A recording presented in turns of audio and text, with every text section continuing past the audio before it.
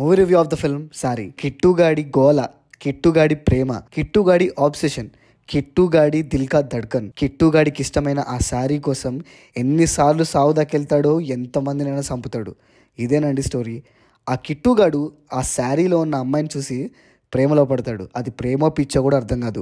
First ఇది normal psycho cinema కాదు. ఒక వన్ సైడ్ లవర్ వాడి ప్రేమ కోసం సైకోనా కొడుకులాగా మారితే ఏం జరుగుతుందో ఆ కథే ఈ కథ. మొదట్లో కిట్టుగాని చూసి ఈడేంట్రా ఈడు ఇంత పెద్ద సైకోనా అనిపిస్తుంది.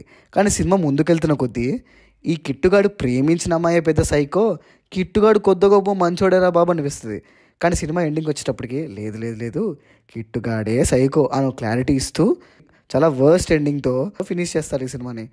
ఈ సినిమా మెయిన్ పాయింట్, ఒకడు ఆరాధ్య అనే అమ్మాయిని లవ్ చేస్తాడు. ఎంత దారుణంగా లవ్ చేస్తాడంటే ఆ అమ్మాయిని పొందడానికి వీడు ఎక్కడ దాకానే వెళ్తాడు.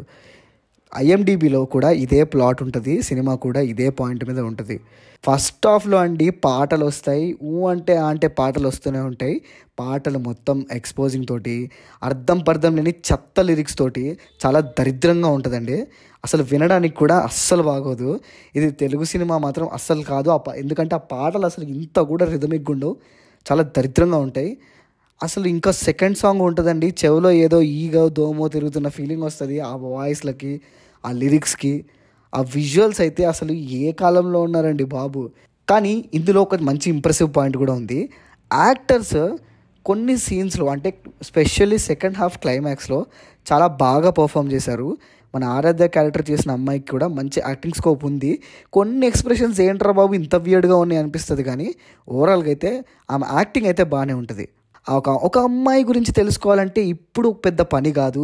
ఆమె ఎక్కడికి వెళ్తుంది, ఏం చేస్తుంది, ఇవన్నీ వాళ్ళే అప్డేట్ ఇస్తూ సోషల్ మీడియాలో.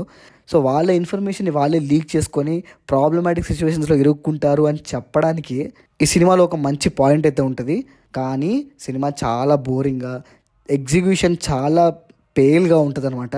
టెక్నికల్ ఆస్పెక్ట్స్ మాట్లాడుకుంటే సినిమాటోగ్రఫీ కొన్ని చోట్ల చాలా బాగుంటుంది, షార్ట్స్ బాగుంటాయి.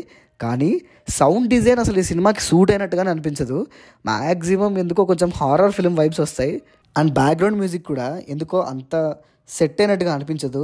మెయిన్ బిగ్గెస్ట్ లెడ్ ఆన్ ఏంటంటే ఈ సినిమాలో పాటలు ఎక్కువ ఉండడం, అండ్ ఆ పాటలు చాలా దరిద్రంగా ఉండడం.